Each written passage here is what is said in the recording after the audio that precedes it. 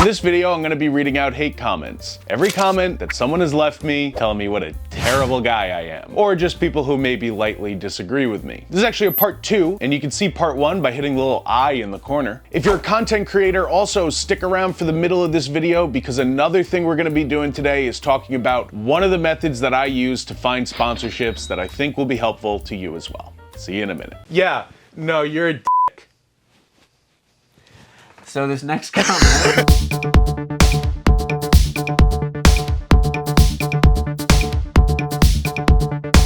The Marvels trailer reaction. Okay, so I actually think that the Marvels is a really smart way to do Captain Marvel 2. This comment is hurting me. Yeah, I bet you are excited for yet another Mary Sue Girlboss Marvel feminist movie. The fact that this person didn't say MCU, I'm like floored. I, for one, am tired of the endless, weak, stupid man, strong girl boss with 10,000% less effort thing Hollywood is going for. It's weak as This is yet another IP meant to hoist Brie Larson up because they need to not hemorrhage more money. Nobody likes Captain Marvel. She's a piece of wood. If the comic aren't selling, then it's typically indicative of public interest.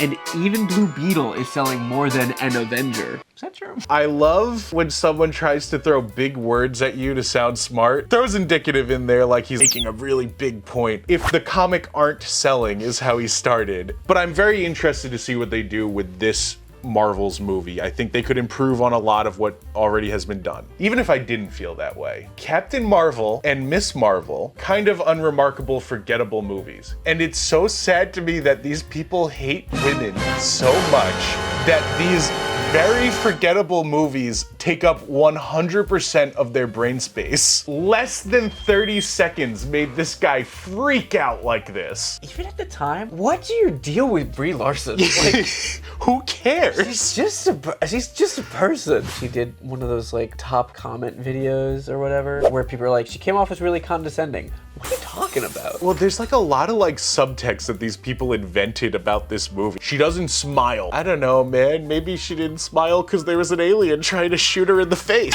Don't you tell me to smile! There are plenty of occasions within the movie where she does actually smile. Also, we're really at that, telling a woman to smile more. Hey, popping in one more time. If you liked and enjoyed this video, please consider leaving us a comment for the next one. Be as nasty as you want or as friendly as you want. We'll read it either way. If you're enjoying this or any of the stuff that I make, certainly feel free to hit the subscribe and the like button. It definitely goes a long way to helping out with all of our projects here. Thanks a bunch. Back to the video. I also think this is the first time that Ash and Bruce Campbell are a real action hero. This is the movie with the chainsaw hand. This is the one where he's coming up with ideas on how to beat the Deadites. He's the John McClane of the series starting in this one. Go to the coast, we'll get together, have a few laughs. You don't know what you're talking about because Army of Darkness. No? What? You don't know what you're talking about because Army of Darkness. He was still a bad... Okay. He was still a badass. He didn't put the right number of... No.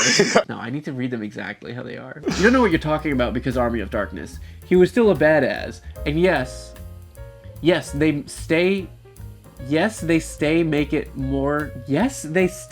it more comical, but he was still a badass. Okay. I think he's saying they still made it comical, but he was still a badass. Okay. And I agree. I actually said that in the video. Evil Dead 2 is the first time that Ash is an action hero. But you know what first time implies? There was a second time in Evil Dead 3 which is Army of Darkness, he was still a badass. First time, and then Army of Darkness can't be the first time because it's the third movie and the second one is when it first happens. That's all. Next comment. And of course the reviews are in and they have been mostly positive, except for that one guy at South by Southwest. This movie sucks. What? I think that's what happened.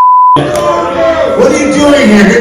Get out of here. Seriously, this video is nuts. Imagine being in a room with all the people who made the movie and standing up to tell them that it sucks. But you do have to admire this commitment to telling someone how much you hate something. Although I think the best part of this video is this little zinger at the end. I don't get it. He waited all the way through the credits. So, a room full of shills and cowards, and one man speaks his piece after the credits, and he's booed and told to leave? What's wrong with this picture? I made a video about Evil Dead Rise before it came out, ranking the rest of the Evil Dead movies. But there was one guy at South by Southwest who stood up and yelled at the panel of people who made the movie, saying the movie sucks. That's crazy that someone was so angry that they actually like stood up and yelled at like the director at an event that is celebrating the movie. Why did you come here? I didn't like the movie that much. I liked it, but I didn't think it was great. You're totally within your right to say that. I even agree the movie's not that good. But what's not cool is to stand up in the middle of an event where people are having a great time and start yelling and hollering. And I also love the position this guy took where it's like the most trivial thing, the Evil Dead franchise. One man is standing up for what matters. This drunk dude at South by Southwest is gonna change the whole game, and you libtards booed him. Is this before the movie came out? Yeah, this was before the movie. He didn't even talking about. Right. Okay, so you see a lot of people enjoyed the movie and one person didn't, and you're like, There's like a big camp that's like, oh, you're allowed to voice your opinion no matter what. You totally are. and I'm allowed to voice my opinion, which is that you're being wrong. obnoxious Right. by screaming it. Like, Way Home Easter egg that I haven't seen a lot of people talking about. In 2014, Sony was hacked and an email came out with a lot of terrible ideas for what Spider-Man should do in Amazing Spider-Man 3. is this a Weezer thing? I'm getting Weezer vibes. I don't know what this means. Can someone in the comments tell me? I actually asked this person what this meant, and then they tagged their friend, which makes me think that I played into whatever the joke is. What are you talking about? And it's that part of the video that I was talking about at the beginning. I was talking about one of the methods that I use to find sponsorship. We're gonna talk about sponsorships for a second. If this doesn't pertain to you, skip to the next chapter and go right back to the hate comments. I won't hate you about it. But if you are a content creator, particularly one who makes at least some money off of your videos, you know how hard it is to find a brand deal. And you also know how important it is. Brand deals, sponsorships, and ad reads are a huge part of the creator space. That's how we're all functioning here. I've been very fortunate to be able to work with a bunch of different companies and work on multiple different brand deals throughout my time on YouTube. If you are a creator trying to get your foot in the door, I wanted to tell you about one service that I use, which is called StreamElements. StreamElements is an absolute dream if you are a creator trying to get a brand deal, trying to get a sponsorship, and trying to connect with a big brand. Basically, StreamElements acts as a very good middleman between you and major brands like ExpressVPN and HelloFresh. Using the link in the description, you can make an account with StreamElements. Someone over there will take a look at your YouTube channel, your TikTok, your Twitch, and they will work their hardest to find a brand that is right for your content so that you can get started working on a brand deal. In the meantime, back to the content. Okay, so imagine Heath Ledger gets cast as the Joker. They want him to be in a series of Batman movies. But Heath Ledger doesn't want to fight Batman. He thinks that the Joker should have his own movies.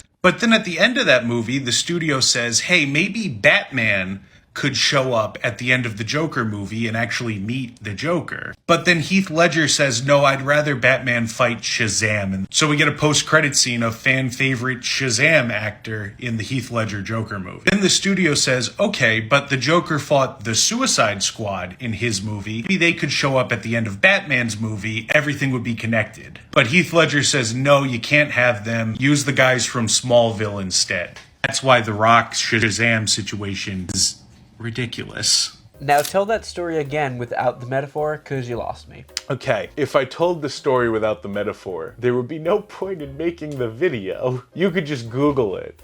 The video is this situation would be a little silly, and it's kind of like another situation that's going on now. And if that sounds like a simile, not a metaphor. Oh! Actually, yeah. That's that. I genuinely hate this criticism of No Way Home. Oh, the movie feels like a sitcom because when characters enter, it stops for you to cheer and clap. Hi, I'm an editor. There's a huge difference between an emotional beat and a pause for the audience. The edit in No Way Home is awkward. I'm sorry. There's a big move on Twitter that claims No Way Home feels like a sitcom. When Andrew Garfield jumps through the portal, the characters take a stop, and everybody's like, oh, that's because of cheering.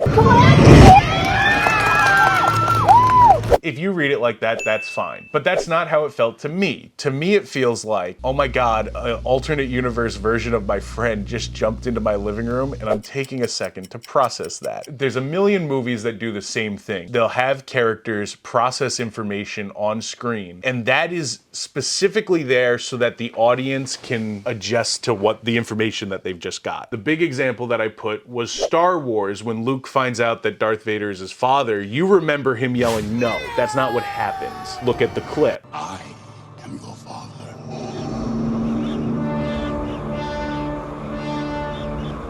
He's silent. He's taking that in, and then he starts talking. And part of that is because you've just learned that the villain of this story is the main character's father, and you have to adjust to that information. So it's a dual beat. You're getting one thing out of it as the audience, and the characters are getting another thing out of it.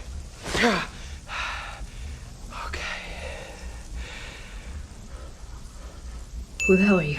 It's actually very smart. It's good storytelling. This person jumps in, and I love that immediately starts with, "Hi, I'm an editor." So am I, buddy. It doesn't mean that I have any real say over what the editors or the director felt they were doing in No Way Home. And you can't really say that either. We can only sit here and speculate about it. Your understanding of editing is probably a little bit different than my understanding of editing as two professionals talking to each other. Because my understanding of editing, all of your edit beats can be multiple different things. There's no law saying one thing can only do one thing, and only us editors can understand that. Get down off the high horse.